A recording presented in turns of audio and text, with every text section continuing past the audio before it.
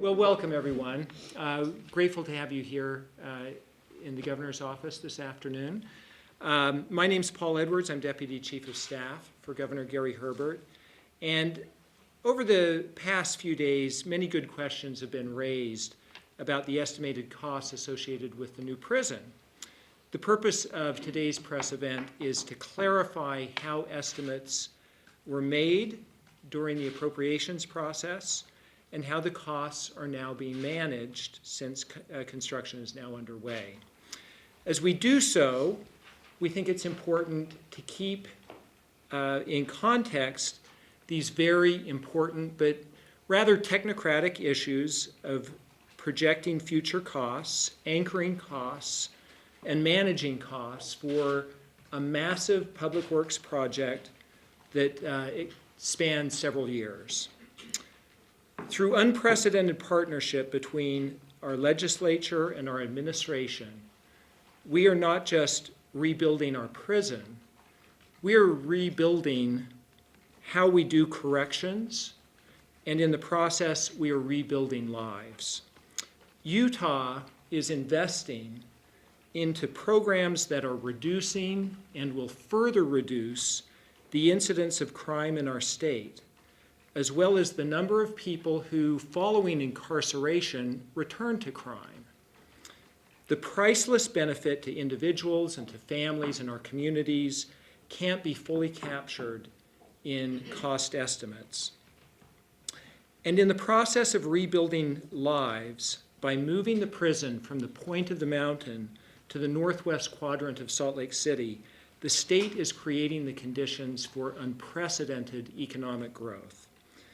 Moving the prison opens up very valuable space at Utah's Silicon Slopes. We've all known about that. But by making such a large public works project the anchor tenant in Salt Lake City's northwest quadrant, we are pioneering the way for unprecedented economic development in Salt Lake City. Again, the primary reason for constructing the new prison is so that we can rebuild lives. Corrections is a function of government that only government can do. But as we see companies like Amazon make massive capital investments into our state because of the state's decision to pioneer the infrastructure development in the northwest quadrant, it could be that the prison relocation will provide one of the greatest returns we have ever seen from a state investment. None of this is justification for allowing continued misunderstanding about a complex process, nor is it pretext for unjustified cost overruns. Our administration is committed to landing this project on time and on budget, and if we discover the need to revisit aspects of this project that would affect either its timeliness or its costs, we'll quickly communicate such adjustments with the legislature and with the public. So, I believe you've all been provided with a handout that provides some information about legislative estimates and timeline. I'm very grateful to have with me today Representative Brad Wilson, House Majority Leader, who I think will say a few words about the process, as well as Senator Jerry Stevenson from Davis County, who is co-chair of the Executive Appropriations Committee. They can address questions about the legislative process and estimations. And I also have with me Kristen Cox, our Executive Director of the Governor's Office of Management and Budget, and Jim Russell, who is Director of the Division of Facilities Construction and Management at our Department of Administrative Services. They can answer questions related to construction and cost management. So, with that, did you want to say a few words, Representative Wilson, and then we can open it up to questions?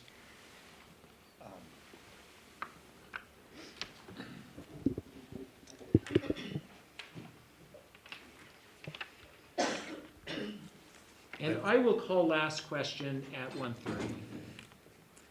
I don't have an eloquent set of statements prepared, Paul, like you did. But first of all, thank you for your interest in this. And We've been working, as you know, and I'll use some of Paul's words, in an unprecedented way between the executive and legislative branch for, I believe, 5+ years now on this project, and it's been one that has been difficult and challenging at times, but very gratifying. And personally, and I think I can speak for Senator Stevenson, I couldn't be happier with where we're at in terms of how well this has gone, in terms of working with the executive branch and the Department of Corrections. But so let me just begin by saying a couple of things about sort of where we're at. The legislature made decisions in 2015, both in terms of a decision in the winter of 2015 to move the prison, and then later that year, after an exhaustive process, we made a decision of where to locate the prison, which was determined to eventually be out in the northwest quadrant of Salt Lake City. And through that process, we used a lot of different data points. Cost to build the prison initially, but also costs on how much it would require in state funding over the lifetime of operating a facility. And all those decisions were made in combination with one another. And then we passed the baton over to the executive branch to start the design and estimating process for this new facility. And they've done a phenomenal job of designing a new facility that will enable us as a state to execute the mission that Paul just described in relationship to recidivism and the the justice reinvestment efforts that we've been going through. And so Jim Russell and his team have also done a great job. I think there's been some confusion, partly because this process that we went through as a state to build this new facility or to site this new facility was unprecedented in the nature of its transparency from the very beginning. I can't think of any other time in our state's history where we were going to build a building somewhere and we did it as publicly in terms of selecting the process or selecting the site through the process we went through. But it was the right thing. I think Senator Stevenson and I maybe have a few battle scars from that, but I would do it again that way, involving the public in the way we did and getting their feedback on where we ultimately sited the new facility. But that same transparency needs to continue, and so we'll clarify any questions that people have about the costs of the prison, and I think that Jim and Chris probably are the ones to answer some of that. But is there anything else you want me to say, Paul, in terms of where we go from here? No. I would probably open it up for questions at this point unless, Jerry, did you want to say anything? Just the selection process we went through. There are still counties in the state of Utah that Representative Wilson and I are not welcome to go into. But I agree with him. The process was very visual and I think gave everyone an opportunity to participate. And I believe that that's the best way to do things, is stay out in front. And I think as we've gone through the pricing process that we're still almost at the end of, that we've done that the right way too, and it's been very public and open. So are we at a $700 million prison now? Is that right? 692. 690, so almost a $700 million. But let's back up for a second before we jump into that. I think it's important when you look at the preliminary, and the senator said it perfectly, this is a pricing process. There is an initial estimation process done by the legislature. Say, hey, let's just put a swag on this. What does this look like as a beginning point so we understand the viability of this? And that started with just the prison alone with land at 546 that's on your paper here, up to 683 million. That did not include infrastructure. Today, we're talking a cost of 692 million, and I'll preface that with saying we have to get all the bids in to know the final cost. These are estimates. That includes infrastructure. And when you, again, look through your timeline, we've outlined everything in there, so it's really important for everyone to understand this is a pricing process, and there's different stages of gathering information to finalize and refine these estimates. And this is a prison of a very unique nature from across this country. So when you benchmark initially prison sites, it's difficult to benchmark this specifically because we're unique. We're doing something in Utah that's outstanding in what we're doing, not just on economic development, but in how we're approaching recidivism, preparing. 97% of our people in prison will go back to our communities. 97%. The question is, are we going to have people going back to our communities who are ready to integrate, to be productive citizens, to find jobs? Or are we just going to warehouse them? And in looking at the pricing, part of the discussion is absolutely staying in the budget and not compromising on the quality that we provide in the prison so we can reduce crime. Ms. Cox, what were the Can you say who you are? I'm Mike Warden with Utah Political Capital. And I was just wondering, what were the suppositions that went into your effort here? Well, I think the legislature should talk about their initial estimates. Jim can talk about the estimation process we're in right now because there is a handoff. And I'll preface that with our role as an oversight entity and looking at the price estimation process we're in now. This is not just a state-run project. We have two of the largest construction companies and qualified private sector construction companies in this state on this project. We have another set of national known vendors who've built prisons simply helping to consult, and another group looking at who's a massive, big, huge construction company in the state, checking the other contractors to make sure the prices are in check. We have multiple eyes from the private sector making sure that these costs are in check. Now, we can go through the value engineering process, and Jim can speak to that, and then you can maybe speak to your estimation process before the handoff happens. Do you want me to start there? Yeah. So, did you want me to answer his question, or? So let me just, to clarify the question you asked, sir. Thank you. In 2015, when the legislature made a decision, and we did that in the general session to move the prison, we appropriated between bonding and cash $550 million towards that. That was not intended that was basically for the cost of the new facility, because we hadn't picked a location yet, and we didn't know what the site-specific costs would be or the land costs would be. So that was a variable that was not determined at that point. And so that's the number we went with. And of course, we always hoped that we could get land really, really inexpensive and not have site costs. But through the process over the following 6 to 8 months, we vetted 4 different sites, eventually selected Salt Lake. Salt Lake had the highest site costs of all of the 4 finalists in the short term. In the long term, it was the least expensive to operate. And I pulled some numbers here because I couldn't remember these off the top of my head. This was 3 years ago. But the Salt Lake City site is the one we selected. The next least expensive site to operate over the course of the next, I think it was 4 decades, was the Tooele site, the Tooele County site. It was $253 million more to operate the prison out there. And one of the Utah County sites, which was the next least expensive site, was $314 million more in terms of its operating costs. So back then in 2015, when we made that decision, we kind of picked up 2 ends of the stick. We picked up the end of the stick where we had more expensive site costs, which we needed to appropriate money for, but we also picked up the other end of the stick, which was a less expensive facility to operate. And I will just add that also a better location in terms of proximity for families and inmates and employees that makes a difference in terms of the other things we've talked about that are important. So that was the assumption in 2015 and kind of the iterative step that we took in the special session. Are there any areas where you can kind of look back and say, we estimated this wrong, we underestimated this cost? And if I remember correctly, I think you said certain estimates didn't include infrastructure, and I'm wondering why didn't they include infrastructure? Because that seems like they should have been included in the total estimate cost. Who was that for? Go ahead, Jerry. I can answer that.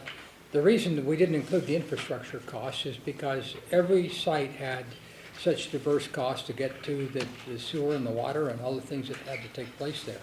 There was differing degrees of environmental assessment that had to take place.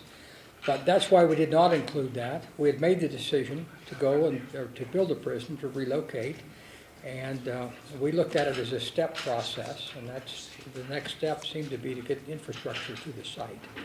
And so that's the reason we went about it the way we did.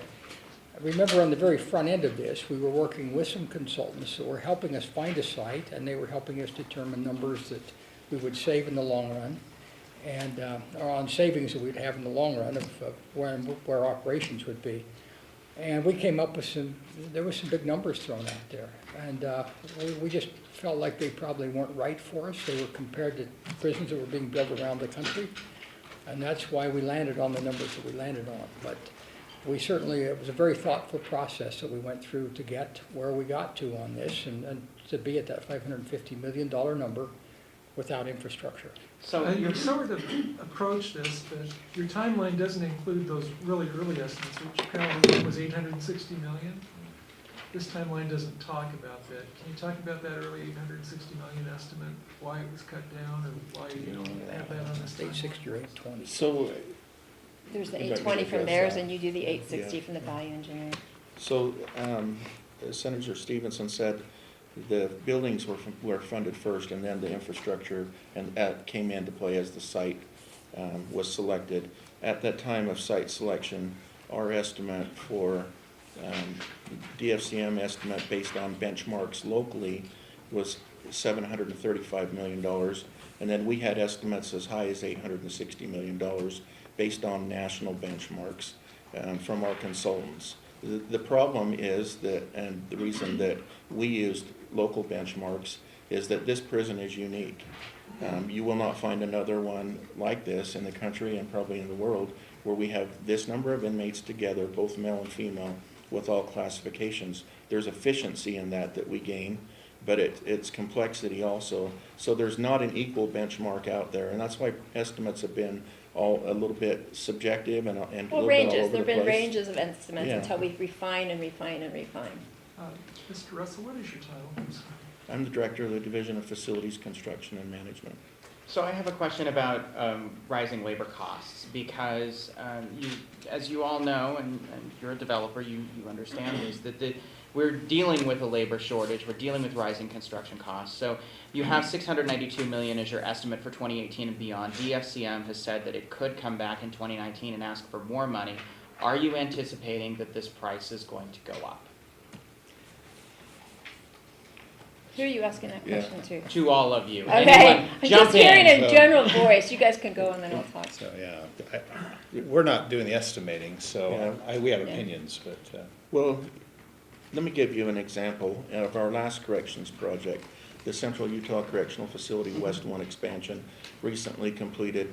We had similar issues. That project was designed and put on the shelf for a few years. When we got that back off the shelf, the guidelines, federal guidelines have changed, and so we had to increase the space of cells and provide other functions inside the facility.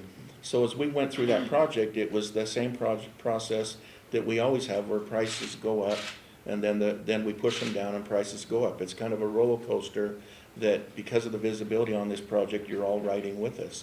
As we went through that process, when we were ready to bid that out, we were still $1 million over budget, and that project bid $4 million under budget. I could give you examples of other projects where it goes the other way, but it's an estimate, and we're doing our best to control the costs. I think that...